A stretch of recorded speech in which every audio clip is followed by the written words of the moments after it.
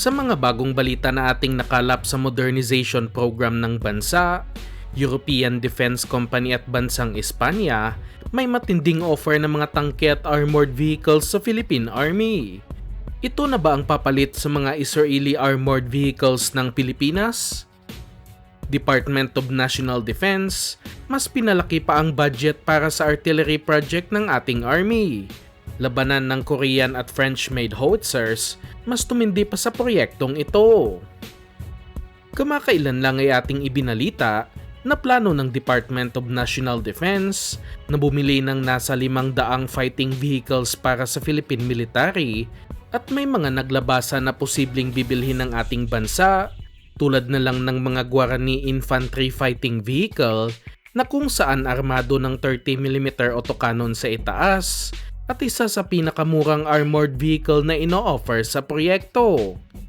Nasa 19 billion pesos ang sinasabing ilalaang pondo para sa unang batch ng mga fighting vehicles at maliban sa Guarani, madami pang ibang inaasahang offer mula sa South Korea at Turkey, ngunit sa bagong balita mula sa Max Defense, mukhang ang Europa talaga ang may pinakamagandang offer para sa proyekto matapos ibinalitang inoffer nila ang halos lahat na klase ng ASCOD 2 para sa ating bansa na kung saan sa aking opinyon lamang ay mas maganda kumpara sa gawang ASCOD Zebra light tank ng bansang Israel.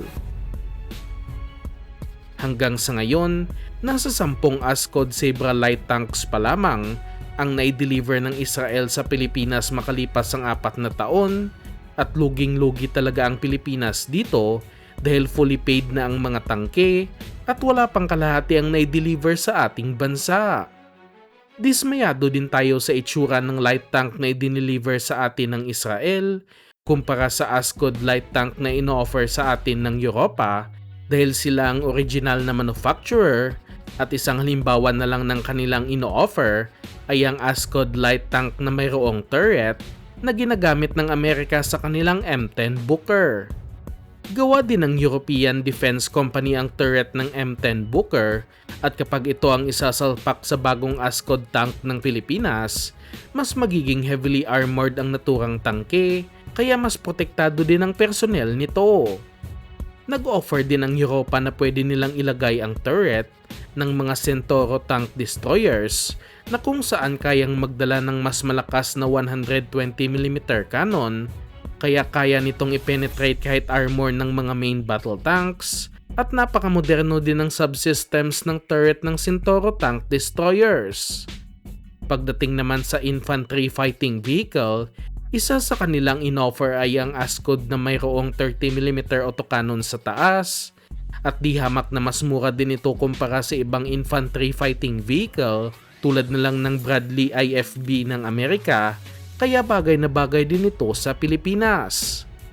Sa ngayon, ito talaga ang isa sa mga pinakamagandang offer para sa proyekto, ngunit marami din ang nagsasabi na mas maganda kapag totoong tangke na talaga ang bibilhin ng bansa, tulad na lang ng Type 10 main battle tank ng Japan, na kung saan pinagkakainteresan din ng Philippine Army dahil ilang tonelada lang din naman na mas mabigat ito kumpara sa mga ASCOD light tank, ngunit isa na talaga itong main battle tank na kung saan wala pa ang Pilipinas.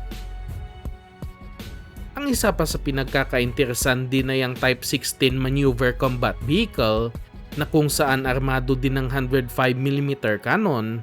ngunit mayroon lamang itong mga gulong kaya mas magaan ang Type 16 at kahit saang isla ay pwede itong i-deploy ng Philippine Army.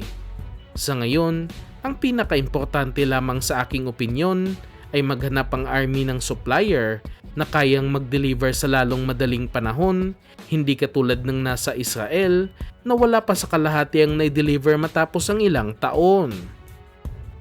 Samantalang sa isa pang balita, na patungkol naman sa artillery project ng Philippine Army pa rin, itinaas ng Department of National Defense ang budget para sa proyekto na kung saan mula sa 5.5 billion pesos ay itinaas ito sa halos 7.5 billion pesos at napakagandang balita nito dahil mas maraming artillery ang makukuha ng ating bansa. Ang paglalaanan ng budget na ito ay para sa 12 155mm self-propelled howitzers tulad na lang ng Atmos 2000 howitzers ng Philippine Army na kanilang nabili mula sa Elbit Systems ng bansang Israel. At dahil wala na ring planong bumili ulit ang bansa mula sa Israel, ang nangunguna ngayon sa proyekto ay ang French-made na Caesar self-propelled howitzers dahil ito ang halos kaparehong artillery gaya sa Atmos at mas maganda pa nga ang Caesar dahil armored na ang kabina ng naturang armas. Ngunit dahil pending pa rin umano ang implementing arrangement sa Office of Legal Affairs, hindi pa sigurado na ang Caesar ang mananalo lalo na't sumali na naman ang South Korea sa labanang ito at nag-offer din ng kanilang pinakabagong produkto. Ang kanilang bagong offer ay ang K9 wheeled self-propelled howitzer na gawa ng Hanwha Defense Company at mas moderno ito kumpara sa Caesar dahil sa automated na halos lahat ng sistema nito. Parehong 155mm ang dalawang armas, ngunit ang kinagandahan ng K9 howitzers ay automatic na ang reloading nito at may rate of fire na umaabot sa 9 rounds kada minuto na napakabilis para sa isang artillery. Kaya din itong i-operate kahit na dalawang katao lamang, ngunit ang malaking problema lamang sa K9 howitzers ay umaabot sa 40 tons ang bigat nito na kung saan mas mabigat pa sa Sabre light tank ng Philippine Army.